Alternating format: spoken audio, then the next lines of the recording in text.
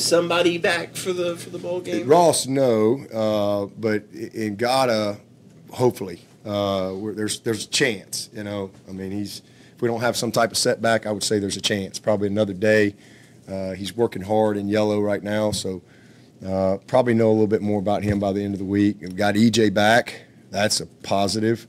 So, you know, just hope, you know, we can keep progressing with a couple of these guys. Salato's in green, so it's good to get him back. He's been out for a couple of ball games since got hurt in pregame. So it's been kind of crazy, but man, we found a way. And you know, again, playing our best football somehow, some kind of way. In addition to Ross, any other guys that might opt out and start preparing for the draft? Ross hadn't opted out. Who said Ross opted out? Opted out, but they won't be able to play in the bowl. No, yeah, we haven't had anybody opt out, but Ross is just not going to be ready to play. But he'll be with us. He'll be there. He'll be with us. So as far as injury wise, right now the only one is Spector. He's got to have. In fact, he had surgery today. As a matter of fact, today's 14th, so he had to have surgery. So he is going to be out. Had to have his hand fixed. So he's been playing with a broken part in his hand for a couple games, and so they had to get that fixed. So he's not going to be able to be healed up in 14 days or whatever we got. So he literally just had surgery today. But other than that, you know, there's really nothing new. Yeah, but this may sound silly, but when Dan tells you he's leaving, does any part of you think, yeah, AD, I think I could do that? Oh, no, and I will never be an AD. That's one thing you can count on. Two things you can count on. This is as far north as I'm going, and anywhere where there's a lot of snow, I ain't going. So you ever hear I'm going past South Carolina or where there's a bunch of snow, you know they're lying. And if you ever hear anybody tell you I'm going to be the AD, you know they're lying there too. So I'll be sitting on the beach somewhere before I'm an AD. That's for dang sure. Dabo, this time 10 years ago, Clemson, West Virginia, they put 70 on you. What do you remember? Woo! Boy, you going to go there? I am going to go there. What you remember about it? And the path that it kind of set you guys on after that. Oh, that was painful. I remember Andre Ellington going in on the inch line, and I'm thinking we scored and we're going up by 6 points or whatever we were going to be up. Next thing I know, the ball's going 100 yards that way, and I'm like, surely that's not happening. And next thing you know, instead of going up, you're down, and then we come out and kick it off, and dadgum, if we don't turn it over, score. They kick it off, score, and I mean it was like, wow. I mean it was crazy. So it was a bad night. But I remember very clearly meeting with our team afterwards and saying, you know what, this was a bad moment, but man, what a year we had. We're building. You know, it was our first 10-win season in 20 years. It was the first time to go to the Orange Bowl in 30 years. And my exact message to the team was, this hurts tonight. This will make us better. Don't magnify this and dwell on this. We'll learn from it. We'll grow from it. But man, let's look at what we did do. So many people just focus on what you didn't do. I love to focus on what we did do, and then let's grow from the other. But I also remember very clearly, and I said it to the press, it won't be 30 years before we're at the Orange Bowl again. And if I remember correctly, we were there 2 years later, and we beat Ohio State and won the BCS. So I remember it like it was yesterday. That was crazy. And I remember Chad Morris. Most of y'all know Milt Louder. I remember it like it was because when I hired Chad, I didn't really tell him about Milt. He didn't know who the hell Milt was. And we're out there at that first spring practice, and Milt had been with me since '09, just trying to kind of have a performance psychologist guy. I thought that was kind of cool. And so we're at spring practice, and Taj is out there, and Milt's out there, and he comes because we were on in the season, and so Milt's over there. Taj, I don't know, threw a pick or something in a practice, and Chad's out there doing his offensive stuff, and next thing he looks over there, and he's chomping his gum, and Milt's over there talking to Taj, and he's like, who the hell's talking to my quarterback? Who is this guy? And so he goes over and just like rips Milt. Milt's like, whoa, I'm trying to tell him who he is. So, because we hadn't really got to that point yet, because he was just, we were getting spring ball, and Milt's not around as much in the spring when it comes to football stuff, and so I'll never, ever, ever, ever forget it. It was crazy. Yeah, it was cold too. That was a cold game. But so Chad kind of bought in, you know, and he was like, okay, you know, this and that, and so we get in that game, and I mean, it's just awful in the third quarter, and I'll never. He's chomping that gum, he's chomping them headsets, and we're going on there, and he's got going, yeah. Where the hell's Milt now? I need Milt. Where's Milt? You know, he's screaming in the headset, where's Milt? I need Milt. I don't see him now. You know, going around and around. It was one of the funniest moments ever in a really bad time. It was hysterical in that moment because he was dead serious. You know, I mean, and I'm just like, so Milt and I we've had some laughs over that for many years. He's probably watching this somewhere. He'll be laughing about that. Ted Roof was able to come in as an analyst and go with Brent. Great opportunity. Do you expect any more of these guys to kind of come in as analysts? Yeah, I hope so. I mean, like, you know, here's a guy that, you know, Brent initially didn't really know Ted and wasn't really sure, and I went to him, and, you know, Ted and I are neighbors up at the lake, and it was a situation. I was like, look, he's a great guy. He's not even going to be at the games. You know, Ted was just looking for he wanted the opportunity to learn. He wanted the opportunity to kind of be a part of our program, how we do it. And he wanted to be able a chance to go be a dad and watch his son play at App State. So he was only at a couple of games all season, and gave him the opportunity to come in, and he was very helpful.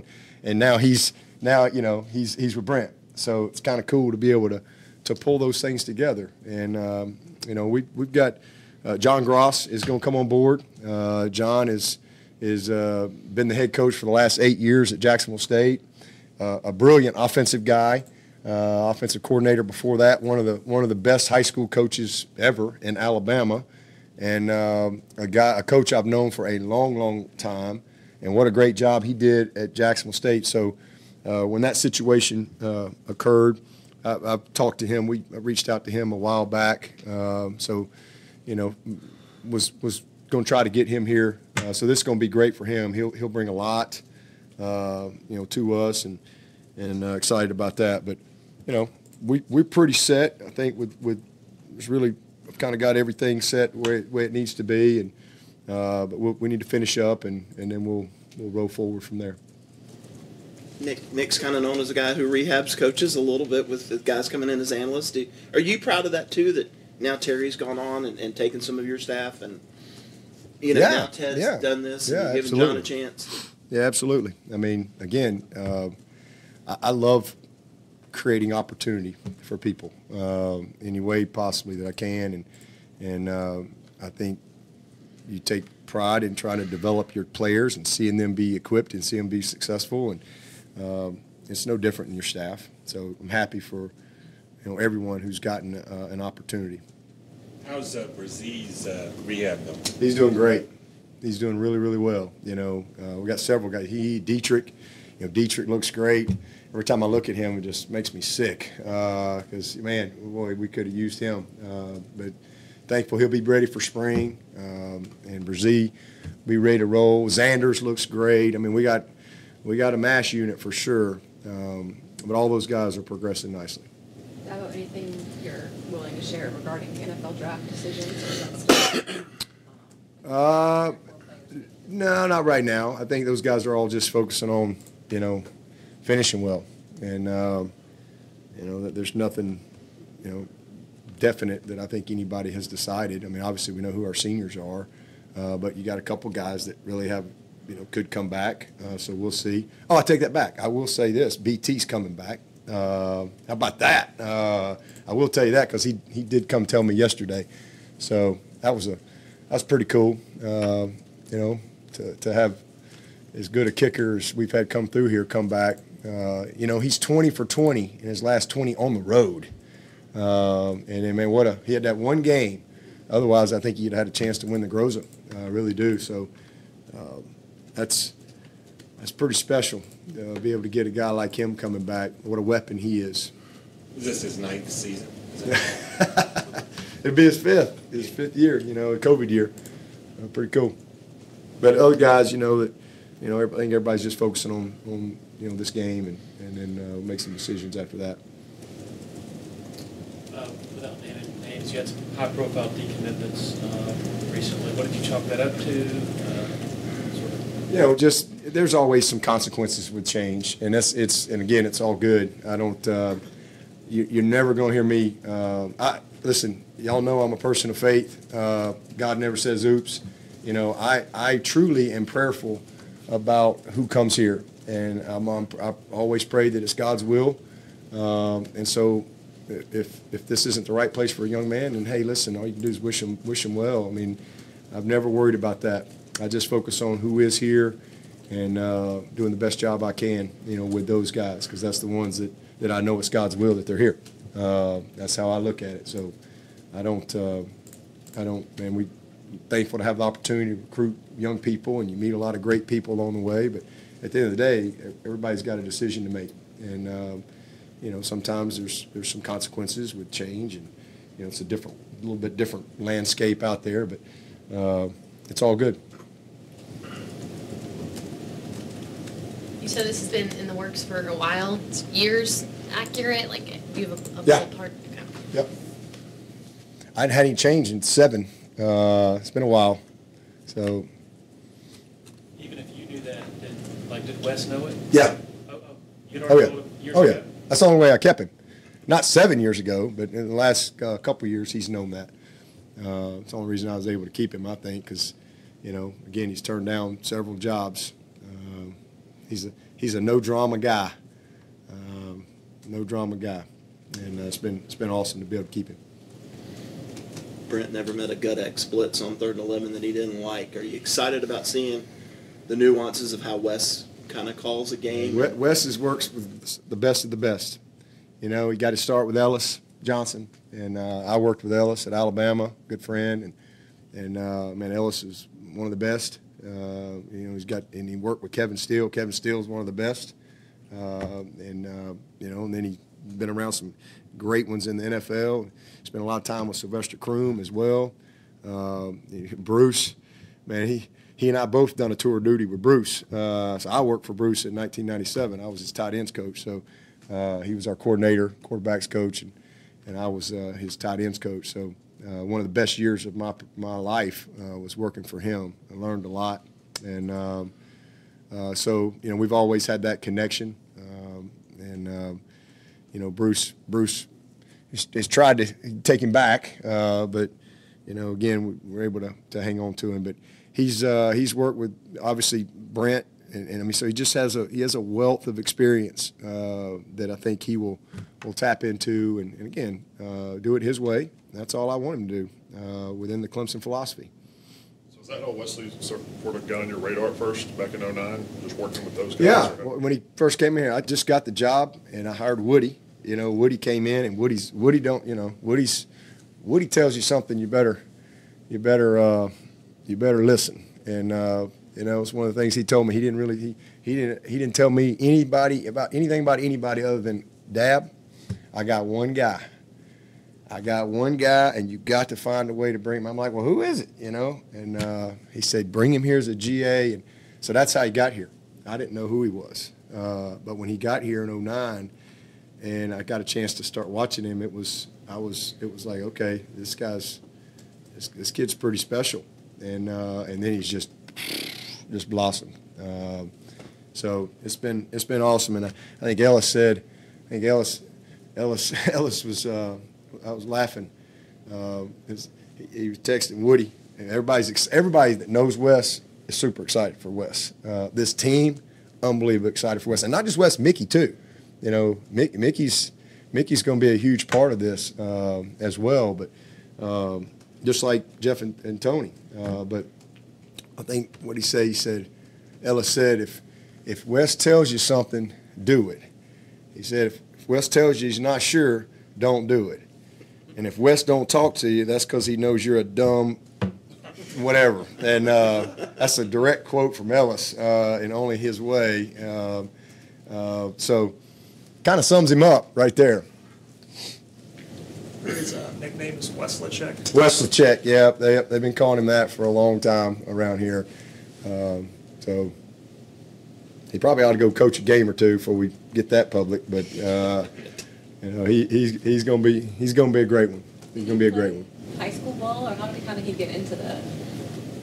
Yeah, he played high school ball, and he went to Starkville, and he was actually working with baseball over and who the great coach was it Polk? Is that his name? He was working with him, and somehow I can't remember the exact story, but somehow they were like, this guy.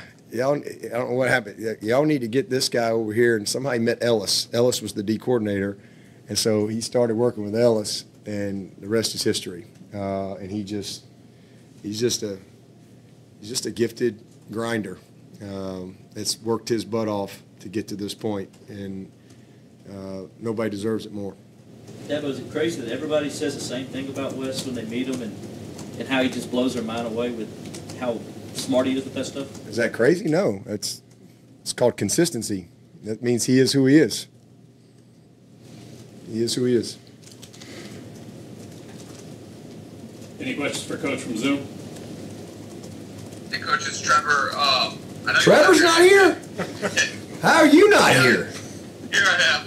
I'm wrapping up a self-quarantine, Coach. Sorry. Oh, okay.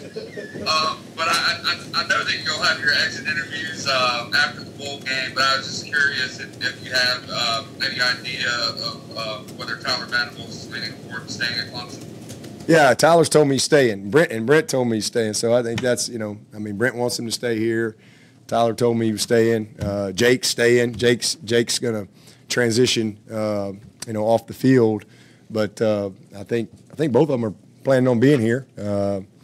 Again, anything could change, but that's their intention, and super excited about that. Thanks, Coach.